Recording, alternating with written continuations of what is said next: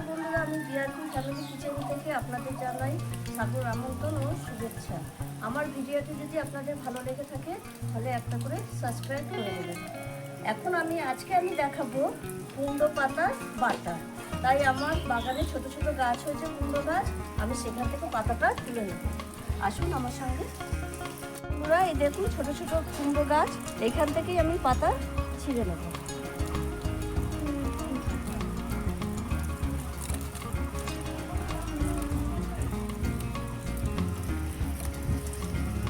আমি এতগুলো কুমড়ো পাতা নিয়ে এসেছি।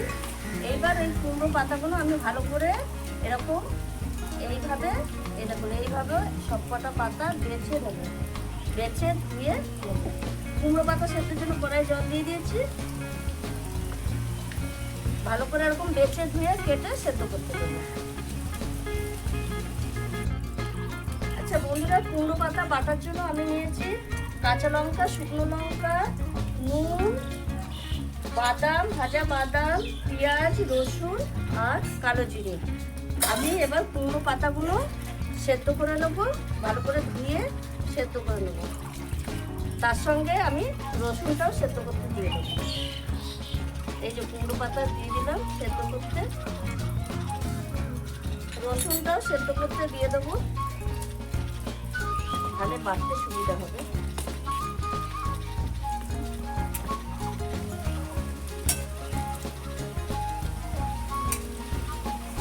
আর একটু নুন দিয়ে দেবো,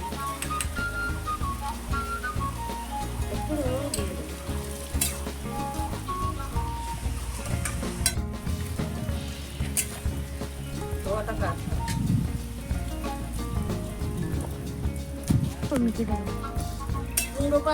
কুমড়ো পাতাটা সেদ্ধ হোক, আমি আসছি পাশে।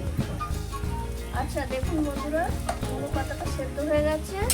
এবার আমি জল ঢেলে নেবো, একটু ঠান্ডা হওয়ার পর আমি বাটতে দেবো। একটু ঠান্ডা হোক, তারপর আমি বাটতে দেবো। আচ্ছা বন্ধুরা, এবার কুমড়ো পাতা বাটার জন্য আমি শিলে দিয়ে দিচ্ছি কুমড়ো পাতা। এই যে কুমড়ো পাতা রসুন সেদ্ধ করে নিয়েছি। এই যে কুমড়ো পাতা, রসুন আর দিচ্ছি ভাজা বাদাম, আর দিচ্ছি পেঁয়াজ কুচি, জিরে, কাঁচা লঙ্কা আর দুটো শুকনো লঙ্কা, আর একটু নুন দিয়ে দেবো। দিয়ে আমি এবার পাতাটা ভালো করে বেটে নেব।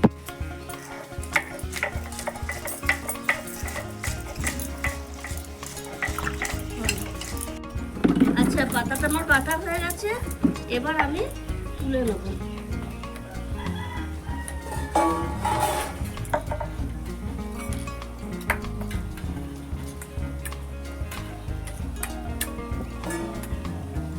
পাতাটা আমি ভাজার জন্য রেডি হবে।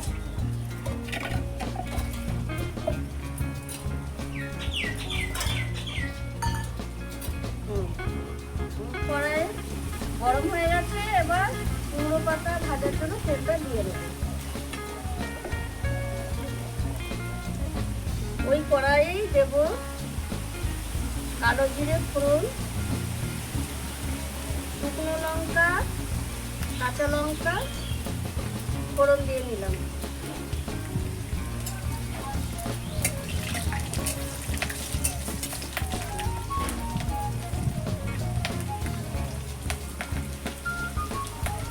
এবার আমি কুমড়ো পাতাটা দিয়ে দেবো।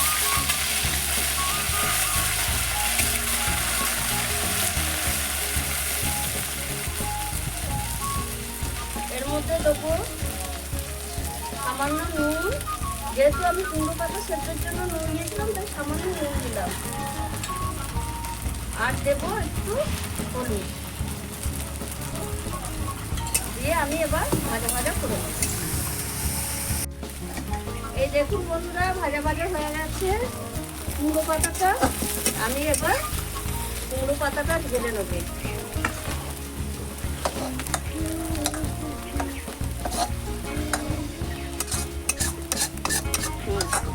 আচ্ছা আমি একটু খেয়ে দেখছি কেমন হয়েছে। আর দারুণ হয়েছে। আপনারাও এরকমভাবে কুমড়ো পাতা বাটা করে খাবেন। হ্যাঁ, এটা একটু বাদাম আর পেঁয়াজ দিয়েছি, কুমড়ো পাতাটা খসখসে তো ওর জন্য, নরম হওয়ার জন্য দিয়েছি। আপনারাও তো এরকম করে খাবেন। ভালো লাগলে আমাকে লাইক করবেন। আবার আসছি আগামীকাল। টাটা।